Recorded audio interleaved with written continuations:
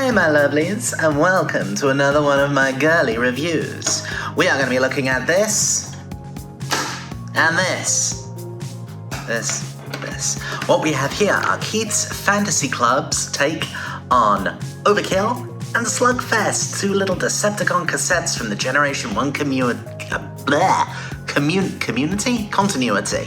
Whatever, me, words, it fine. So, let's start with this little guy. So, let's go in and you can have a little shufty at him. These guys come in nice little boxes. And they come with audio cassette tape boxes, little folding boxes. I think I showed them in one of my other videos.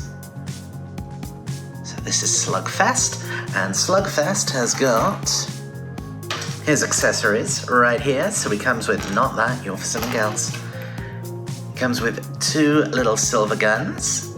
So there's one. See the other side. And there's t'other. So let's turn this guy into a Stegosaurus. So we'll start by folding out his little legs. Like that. And we'll fold out these little legs. Like that. Then what we do is we'll go fold and fold.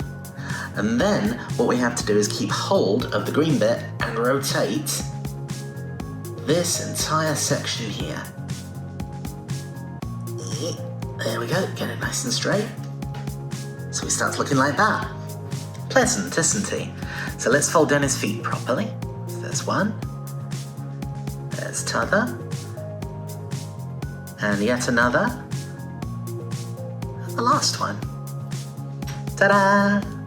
Now what we can do is we'll drop around here, we'll pop his little head out. On my one, the head is very, very prone to coming off its ball joints, so I'm just trying to be a little bit gentle with him. There we go, out comes his little head. Give that a spin up, there we go, what did I say? There we go, that's back on now. So it's only on a ball joint, it just pops straight back on. And out pops his little Stegosaurus tail. And there we go, we have Slugfest. It's very pleasant. So, tail doesn't move at all. Well, you can waggle, I suppose. You could do that wag, wag, wag, wag, wag. So if you're offering him a dinosaur biscuit and he can be like, wag, wag. The head being on a ball joint means you can make him look around, you can look up, he can look down, he can look side to side. And of course, we can give him his little guns. Guns just have in on his side, there's one, and there is the other. There, very nice, isn't he? Let's pop him to one side. He can sit there and watch the proceedings.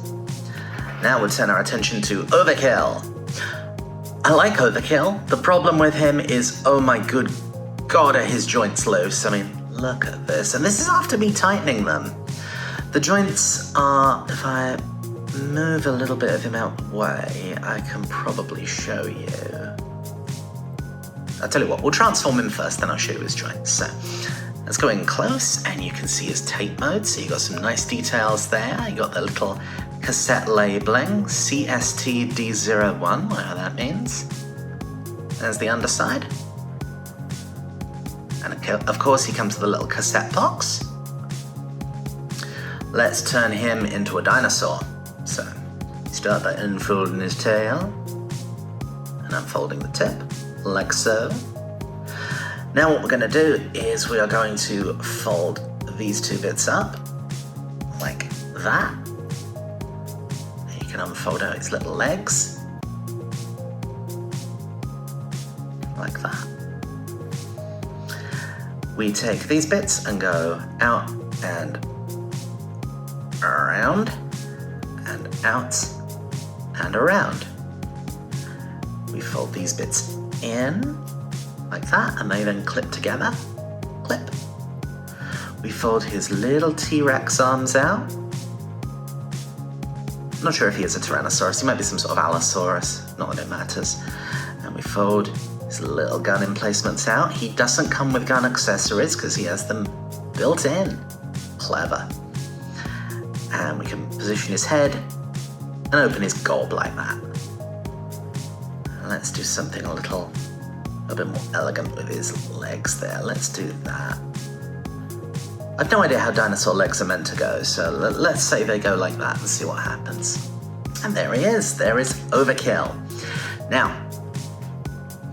his legs here are particularly around the knee. They can be very, very loose. He is prone to, he'll be stood up nice, fine and dandy, and then for no apparent reason you would just hear a dunk, and he's fallen over where one of his little legs has given way. These flappy bits here are also really loose. They've got very, very, very, very small little screws right in there. I do tighten them periodically, but because of the way he's designed and because he's so very small as well, they just work themselves loose again. So just something you got to deal with when you're dealing with Overkill. So let's go in close and have a little look-see at the guy. So his head is on a ball joint, so you can move it about, you can look up, you can look down, close his mouth, open his mouth. His little arms here are on hinges, so they can't move side to side, but they can move up and down, and they can go in and out a little bit as well. The guns in here are on a swivel, so they can do a complete turnaround if you want them to. At the back, he's got joints on his hips, he's got a double joint at his knees, and he's got a little joint on his toes as well. The tail can wag a wee bit, and it's also got, boink, this little thing.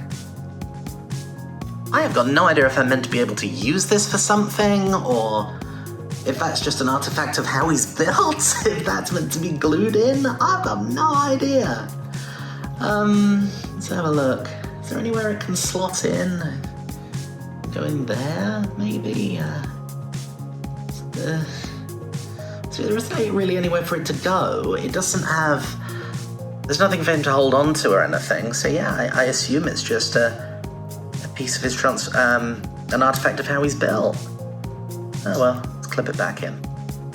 So yes, that's Overkill. Let's pop him down there if I can get him to stand up. Bring his associate over. And yeah, two very nice toys, if you accept they're quite small, and the joints, particularly on this little devil, are really, really, really loose.